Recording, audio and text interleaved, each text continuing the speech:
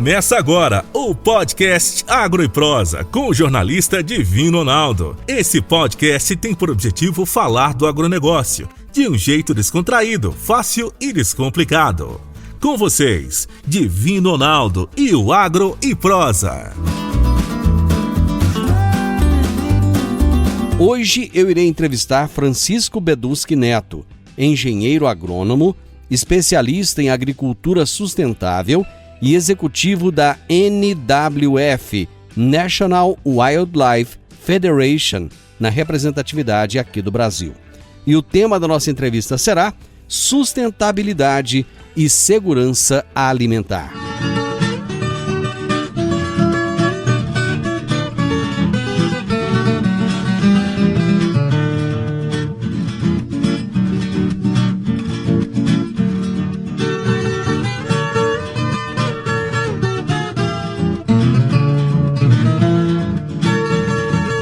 O meu entrevistado de hoje é Francisco Beduschi Neto, engenheiro agrônomo, especialista em agricultura sustentável e executivo da NWF, National Wildlife Federation, no Brasil.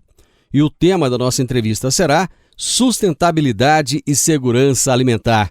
Francisco, prazer receber você novamente aqui no programa. Opa, boa tarde a todos que nos acompanham, o prazer é todo nosso. Cara, você tem trabalhado muito aí, você está em Cuiabá? Sim, eu fico baseado em Cuiabá, mas a gente trabalha com parceiros no Brasil inteiro. No Brasil todo. Exatamente. O que é a NWF? Esse nome em inglês, né? O nome complexo, National Wildlife Federation. O que é essa instituição? Muito bem, vamos lá. A NWF, National Wildlife Federation, ela surge em 1936 a pedido da população dos Estados Unidos para tomar conta dos parques nacionais norte-americanos, né? A gestão de questões socioambientais nos Estados Unidos era descentralizada e a pedido da própria população, que achava que era uma medida necessária, cria-se então essa instituição, né? O governo federal americano cria essa instituição e começa a fazer essa gestão. A partir daí, o trabalho cresce bastante, né? E ganha-se muita experiência, né? Você veja, desde 1936, já no final da década de 80, já com mais de 50 anos de trabalho nos Estados Unidos, a NWF começa, então, a participar de fóruns e discussões internacionais sobre questões ambientais, levando a sua expertise, a sua experiência lá nos Estados Unidos. A partir daí, ela já começa, então, um trabalho junto com outros atores aqui no Brasil já, para ajudar o produtor brasileiro a conciliar produção e conservação. Então tem sido sempre esse o mote do nosso trabalho nos últimos 30 anos aqui no Brasil, né? Conciliar produção e conservação, desenvolvimento sustentável do agronegócio brasileiro. Mas ela é uma instituição governamental? Não, é uma instituição não governamental, né? O que aqui no Brasil a gente conhece como ONG, né?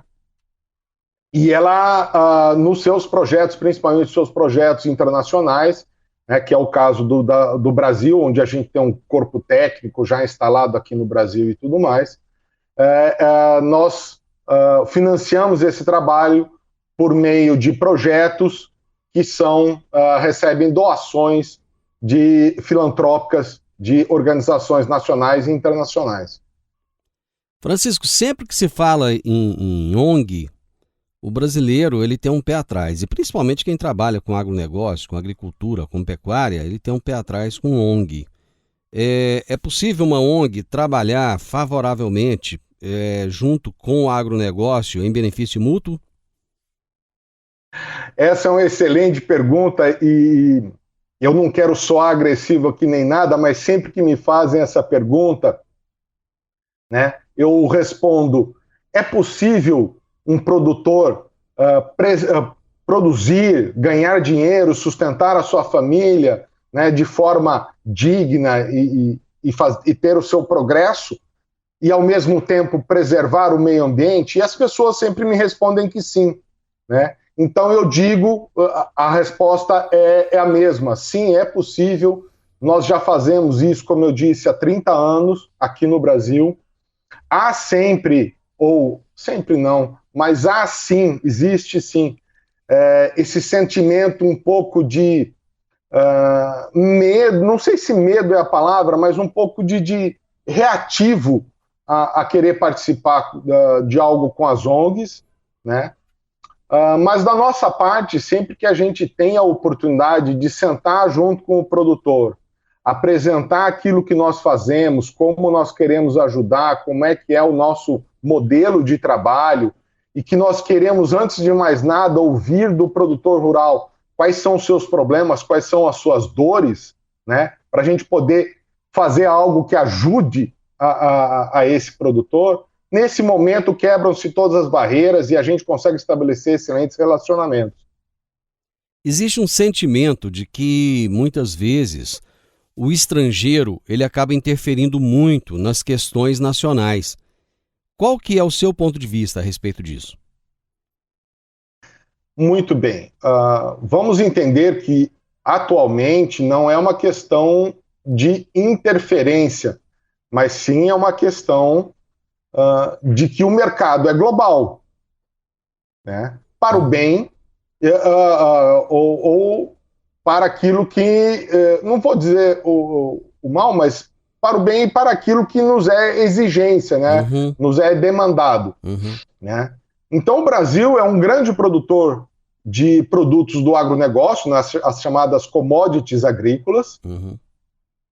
e nós participamos ativamente do mercado global, né?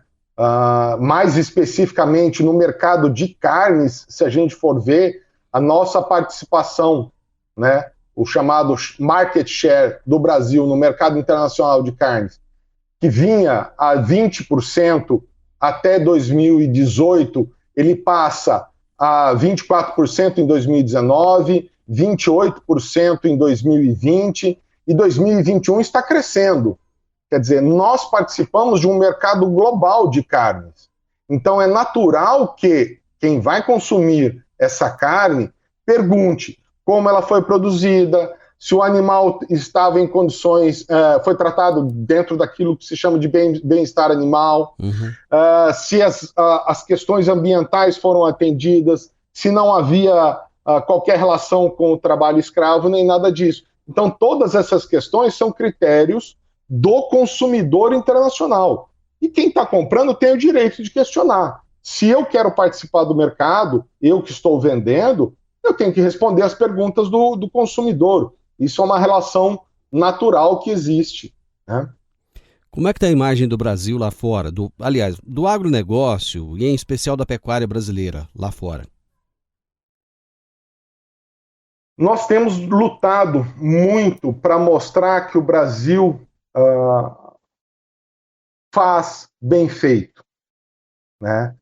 Nós temos buscado mostrar que o Brasil tem bons produtores que estão fazendo direito e que buscam cumprir com o seu papel nos 3 aspectos da sustentabilidade, né? O social, o ambiental e o econômico. Afinal de contas, se não for viável economicamente, não é negócio, né? Então a gente tem que tratar isso como negócio.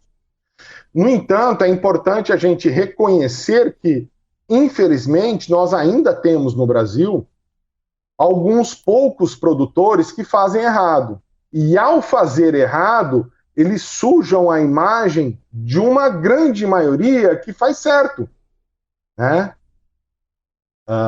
Então, se você tem lá eu sempre faço essa comparação, se você tem uma grande jarra de água cristalina, pura, da fonte, e você pingar uma gota de iodo nessa jarra d'água, você contamina a água inteira. Então, isso é o que tem acontecido com a imagem do agronegócio brasileiro e principalmente da pecuária brasileira, né? Aqueles poucos que fazem errado, que fazem desmatamento ilegal, que cometem os seus ilícitos, acabam manchando a imagem de toda a pecuária. Então, nós temos trabalhado muito para demonstrar e começar a separar o joio do trigo. Agro e Prosa.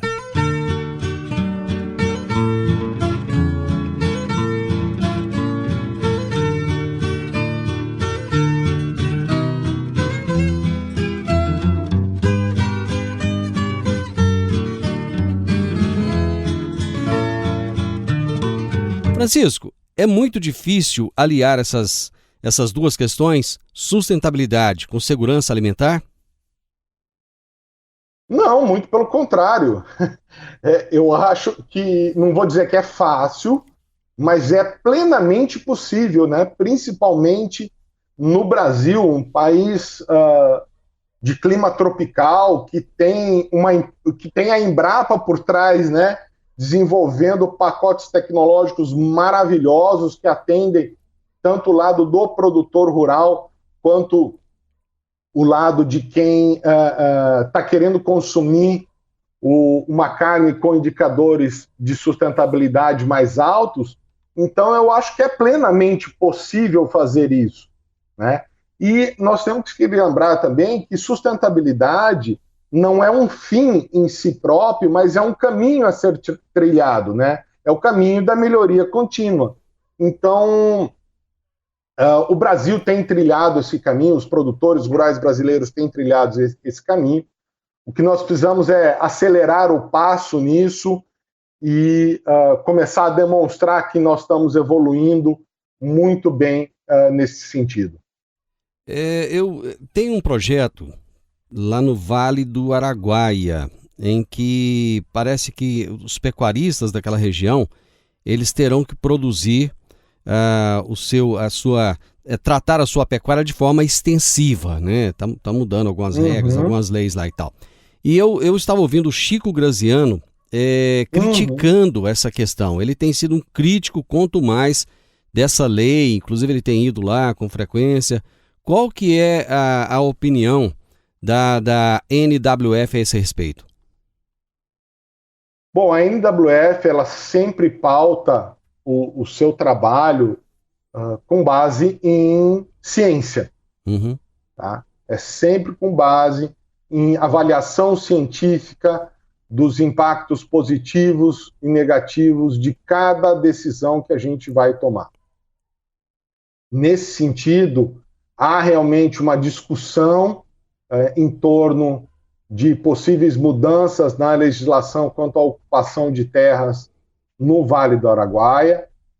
A NWF não participa desse debate específico, mas a gente vem trabalhando nesse sentido, né? Principalmente porque até hoje, é bom a gente explicar que até agora, o final de março, o nosso trabalho estava muito centrado no bioma Amazônia. Certo. A partir do mês que vem, nós vamos já expandir o trabalho para os biomas Cerrado e Chaco, no Paraguai, né? Mas até hoje, então, a gente estava muito centrado lá, então realmente não me envolvi muito nessa discussão.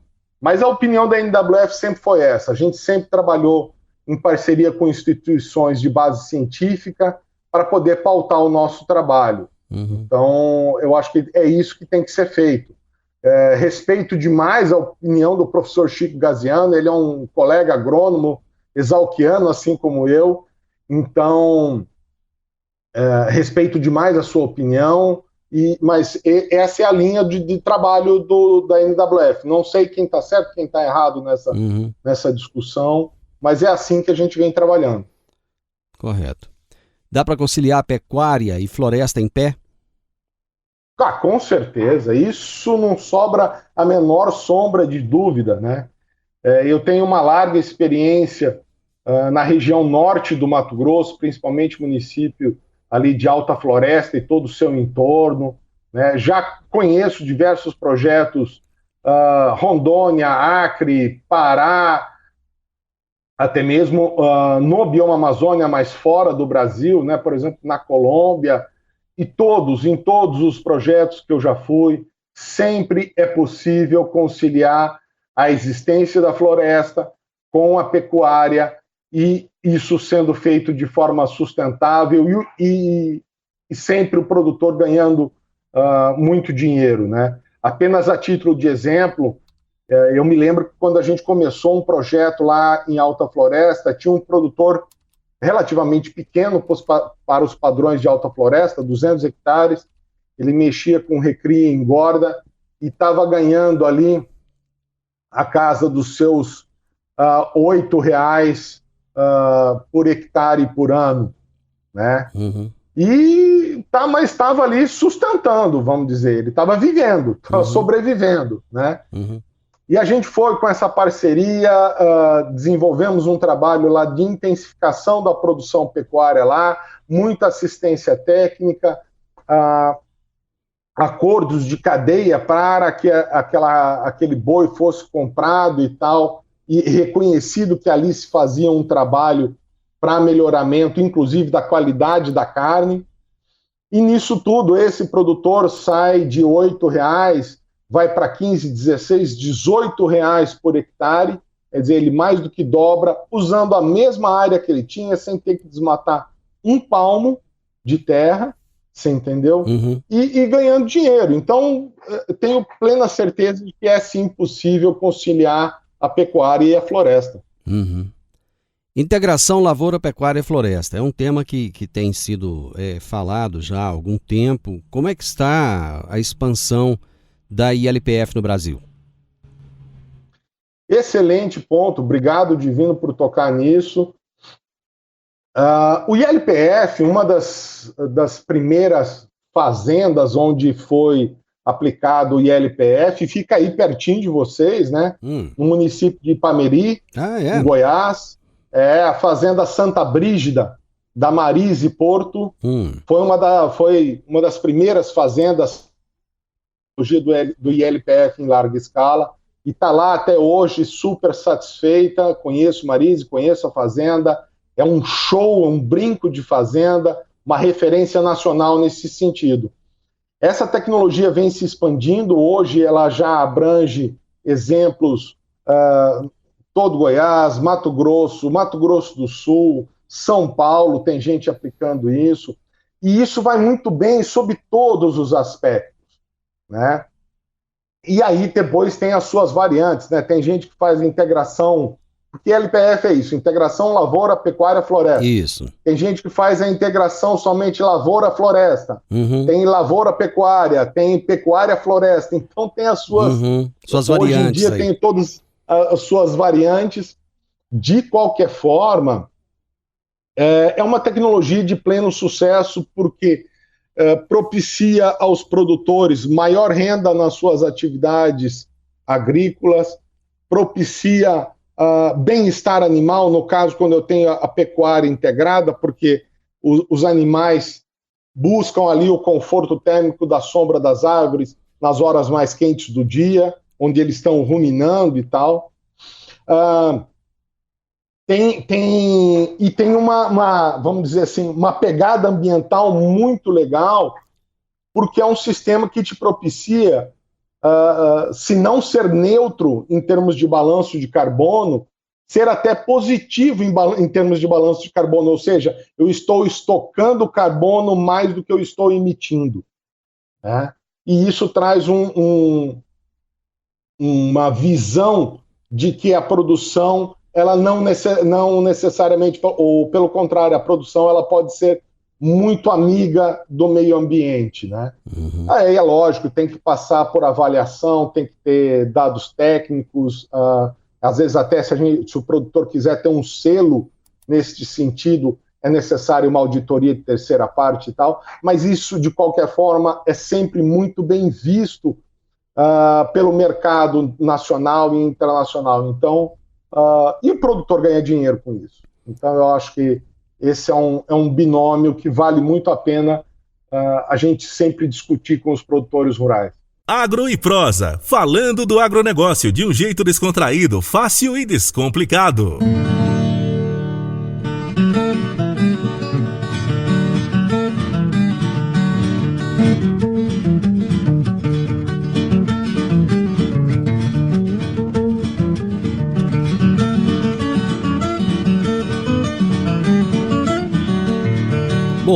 Vai acontecer no próximo dia 31 um evento promovido pelo Instituto Brasileiro de Direito do Agronegócio, que é o IBDA. Será a primeira edição do Congresso Brasileiro de Direito do Agronegócio. Vai ser dia 31 de março, um evento híbrido, presencial e online, que será realizado lá no Espaço Cultural Brasil 21, em Brasília, e terá transmissão virtual pelo site oficial. E o Francisco será um dos palestrantes desse evento. Francisco, exatamente o que você vai falar nesse evento? Bom, o nosso painel ele vai discutir um pouco essas questões relativas ao, como o próprio nome do evento diz, né, relativas ao direito e principalmente direito ambiental, né, e produção, como conciliar essas duas coisas, como atender a essas novas demandas dos consumidores, né, tanto do Brasil quanto fora do Brasil. E a ideia é isso, trazer um pouco de luz e realmente discutir. São temas novos, são questões que estão surgindo, a sociedade está em constante evolução, né? E é sempre bom que a gente traga clareza para todo mundo que está envolvido nesse tema, né, do agronegócio e da legislação, do direito, para que a gente possa estar sempre avançando nessa direção de atender o consumidor, de promover o desenvolvimento do agro em consonância com esse novo cenário nacional. O Brasil, eu me lembro bem que na época da doença da vaca louca, quando aquilo se tornou assim meio que quase que uma pandemia, falava-se muito nessa doença, o Brasil fez muita propaganda do boi verde, falando que o nosso boi ele era diferenciado, né? Porque ele era um boi criado a pasto. Ainda existe essa pegada hoje? Ainda existe, né? E as perguntas vão evoluindo, vão mudando, né? As perguntas por parte do consumidor, elas vão evoluindo, vão mudando, mas o consumidor ele quer saber mais sobre a sua carne. À medida que você responde, é mais ou menos como uma criança que está ali na faixa dos seus 4, 5, 6 anos, né? Ela está sempre evoluindo nas suas perguntas. Então, a primeira coisa que se perguntava, por que surge? Vamos relembrar um pouco. Por que surge essa questão da encefalopatia espongiforme dos bovinos, né, que é a chamada doença da vaca louca? Ela surge a partir no momento em que os animais de confinamento na Europa eram alimentados com resíduos ou com subprodutos da indústria frigorífica, né? Então, aí se esse patógeno era transmitido para os animais e aí você tinha esses problemas. E quando surge isso, proíbe-se no mundo todo, inclusive no Brasil, qualquer uso de resíduo de frigorífico ou subproduto de frigorífico na alimentação de animais para consumo humano. Então isso é proibido hoje em dia, mas as pessoas começam a perguntar então outras coisas, né? Como é que é o boi aí no Brasil? É um boi a pasto. O Brasil conserva? Não, o Brasil conserva aí cerca de 65, 66, 64% das suas matas nativas, dependendo da sua referência. Agora as pessoas já estão mudando a pergunta, né? Quanto é que a fazenda por onde passou este boi conserva? Ela atende à legislação ou não? Então, a pergunta que era macro, que era a respeito do país, ela vem agora para o micro, a respeito da fazenda. E não só a fazenda onde o boi foi engordado, mas a fazenda onde o boi nasceu. E, na maioria dos casos, não é a mesma fazenda.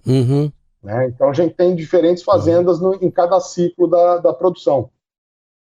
E isso não é só no mercado internacional, tá? Isso já começa a acontecer no Brasil, e tem inclusive um estudo do Cicarne, que é uma unidade de inteligência da carne da Embrapa, que traça um perfil do consumidor brasileiro para os próximos 10 anos, e ele traz exatamente esse ponto. O consumidor brasileiro vai ficar cada vez mais exigente e vai cada vez mais perguntar a respeito de como foi produzido cada um dos alimentos que ele consome. Então, é importante que a gente esteja antenado sobre isso e que a cadeia da carne, principalmente a cadeia da pecuária, comece a se preparar para responder essas perguntas. É possível fazer esse rastreamento desde o nascimento do animal até o abate? Hoje em dia, os frigoríficos, principalmente os frigoríficos que atuam na Amazônia, se não todos, a maioria já tem os seus sistemas de monitoramento, né, do fornecedor direto. O que é esse monitoramento? Aquele fornecedor, aquele pecuarista que vende para o frigorífico, ele entrega algumas informações para o frigorífico e o frigorífico verifica. Olha, está de acordo com a lei ou até mesmo com critérios internos do próprio frigorífico, né? Está de acordo, não está de acordo, e toma uma decisão, compro, não compro. Isso já existe na Amazônia, a gente já começa a ver essa discussão surgindo no Cerrado brasileiro, então, o que inclui aí a região de Rio Verde, mas não só, né, todo o Cerrado brasileiro, os frigoríficos que atuam nesse bioma já começam a discutir essa mesma questão para atender justamente essa demanda dos consumidores, né? Mas na Amazônia já começa a se dar um passo além disso, né? Já começa a se olhar quem estava antes desse produtor que tem o relacionamento com o frigorífico, chamado fornecedor indireto.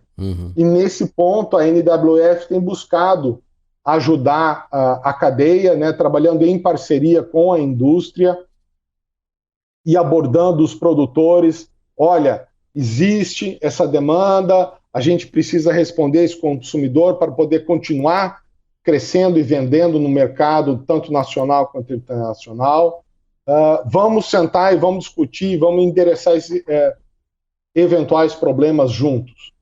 Então, o nosso trabalho tem sido nesse sentido e começa a dar resultados, sim, tanto em parceria com grandes como frigoríficos de médio e pequeno porte. E isso tem sido muito bom. Vocês têm algum trabalho de conscientização do produtor em relação ao conforto animal? Sim, isso faz parte, né? Porque veja bem uma coisa, são pontos que a gente sempre abre a discussão com o produtor. A gente vai, nós, o ser humano e principalmente o produtor rural, vai para debaixo do sol trabalhar porque é necessário, porque precisa, porque é importante para a atividade dele. Né? Mas também quando a gente tem a chance de descansar ali 5 minutos na sombra de uma árvore, tomar uma água fresca e tal, a gente busca essa sombra, né, busca esse conforto térmico. O animal é a mesma coisa.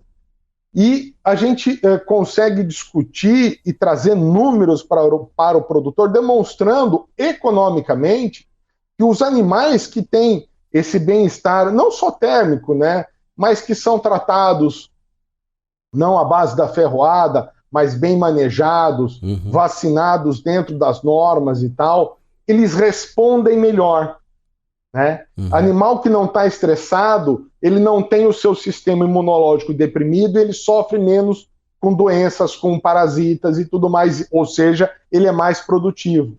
Então, sempre que a gente une todas essas questões e consegue debater isso junto com os produtores, eles enxergam isso muito facilmente e colaboram muito. Né? Eu sempre digo isso, que o produtor rural brasileiro ele está sempre muito disposto a colaborar, desde que a gente consiga demonstrar os benefícios que ele vai ter se ele colaborar conosco. Então esse tem sido o nosso discurso, a nossa prática, né?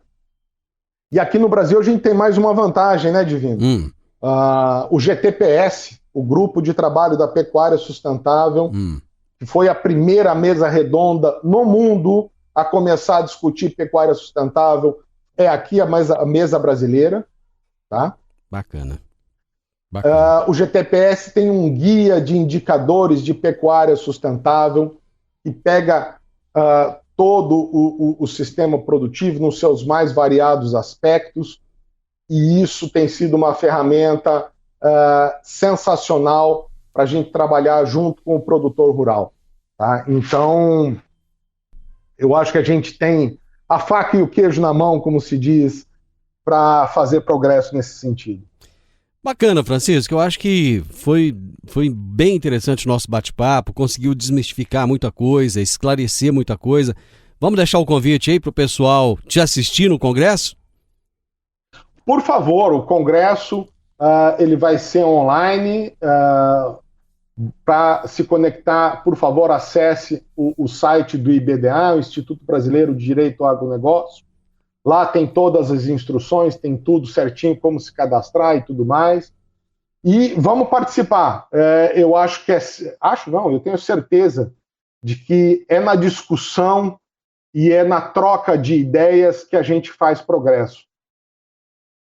Bacana. O Congresso é dia 31, né? Dia 31, estaremos todos lá participando, discutindo e trabalhando pelo sucesso do agronegócio brasileiro. Você ouviu o podcast Agro e Prosa. Se gostou, compartilhe, recomende e nos siga nas diferentes plataformas de podcast.